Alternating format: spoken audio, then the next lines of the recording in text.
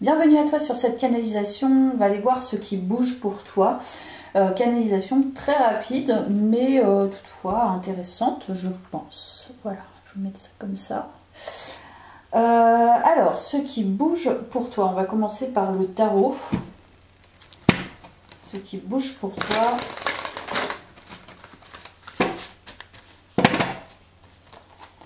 Ce qui bouge pour toi. Alors, est-ce qu'on va bien nous donner des infos par rapport à ça? Ok, donc là on est sur une blessure. Alors, il y a une blessure qui est en train de cicatriser. Voilà. C'est probablement une blessure de trahison. Voilà, c'est ça qui est en train de bouger pour toi. Je pense pas que ça soit encore résorbé. Mais en tout cas, il y a une idée en fait de transmutation des énergies par rapport à cette blessure-là. Donc ça peut être une blessure de trahison, d'abandon, il peut y avoir de rejet. En tout cas, cette blessure, tu le sens en fait énergétiquement, elle te plombe, tu vois. Je pense que là, tu es en train de vraiment évoluer par rapport à cette blessure, dans le sens, et je vais aller voir un petit peu plus loin, dans le sens où tu as vraiment pris conscience, ouais, tu as vraiment pris conscience que ça t'affectait en fait. Il y a un peu un ravage émotionnel quelque part, ce que je ressens. Une tempête émotionnelle qui est trop importante, donc tu as été obligé en fait de te focaliser sur cette blessure. Mais émotionnellement, c'est en train de bouger. Donc ça qui bouge pour toi. C'est en train de se consolider, c'est vraiment en train de se consolider, en train d'être bien remis à plat. Cette blessure, tu l'acceptes de plus en plus, voilà, il y a la force. Donc c'est bien ça, tu acceptes finalement, je crois qu'il y a un deuil à faire par rapport à ça. Blessure de trahison, hein, je pense, des blessures trahison comme je t'ai dit, abandon, rejet, peut-être humiliation. Peut-être qu'il y a beaucoup de blessures qui chevauchent entre elles, mais qui étaient encore vraiment présentes émotionnellement. Et ça transparaissait probablement. Ça te transperçait, voilà, c'était vraiment dur.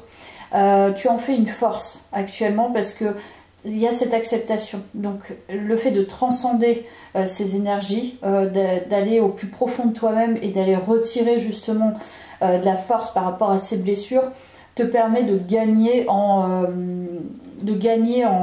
fiabilité, tu vois. Donc je pense que c'est intéressant là, ce qui bouge pour toi. On va voir où ça va. Tu vois la tour, il y a une déconstruction par rapport à ces blessures. Déconstruction très très importante. Je te dis, ça a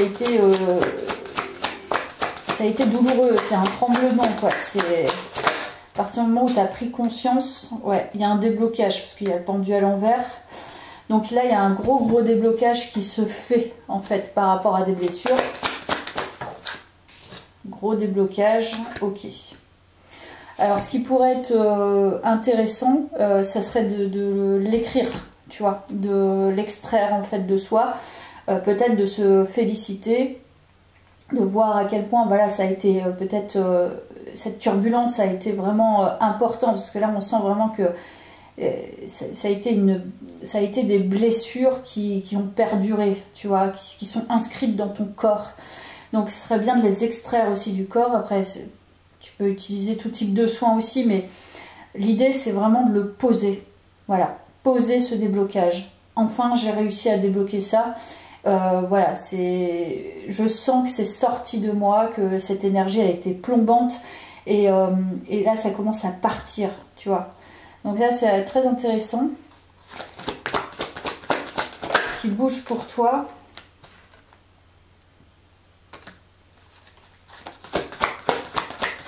Peut-être tu vas pouvoir accueillir d'autres choses.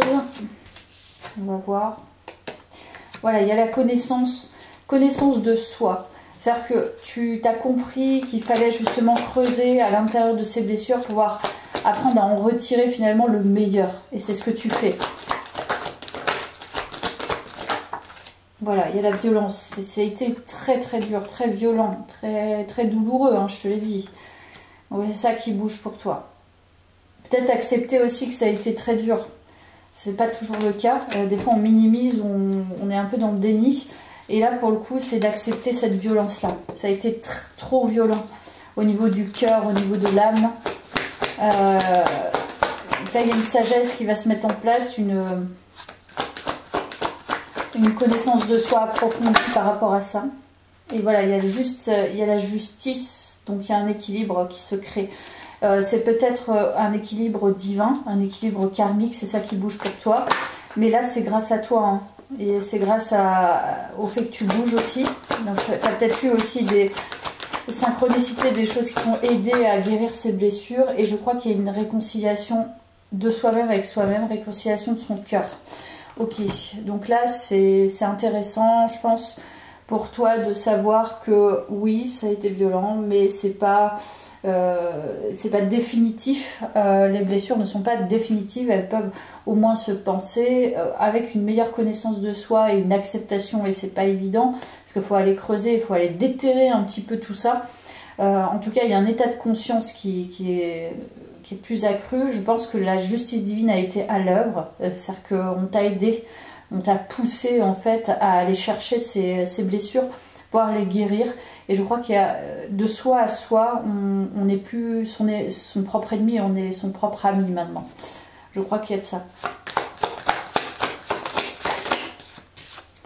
Alors, tu as des illusions, donc c'est ça, on fait une illusion. L'illusion que peut-être ça va, alors peut-être non. Voilà, c'est ça qui bouge pour toi, donc bravo pour le cheminement. Donc une conscience plus accrue. Il y a la confiance, donc tu prends confiance peut-être en toi par rapport à ça, c'est bien. Donc ça, ok, et compromis, donc c'est toujours le compromis avec soi-même. Donc ce qui était un peu de la noirceur à l'intérieur de toi ou des masques, tu vois, tu te mettais toi-même un propre masque sur ces blessures. Là, tu as sorti ce masque, tu l'as enlevé et tu as réussi à prendre confiance en toi dans voilà, ce passage qui n'est pas évident. C'est-à-dire voir en face les choses, c'est jamais facile. Être honnête envers soi-même. Tout le monde ne le fait pas. Voilà, ça dépend des timings, ça dépend de plein de choses.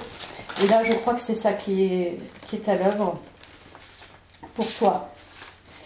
Alors, on va aller voir juste un dernier petit message. Voilà.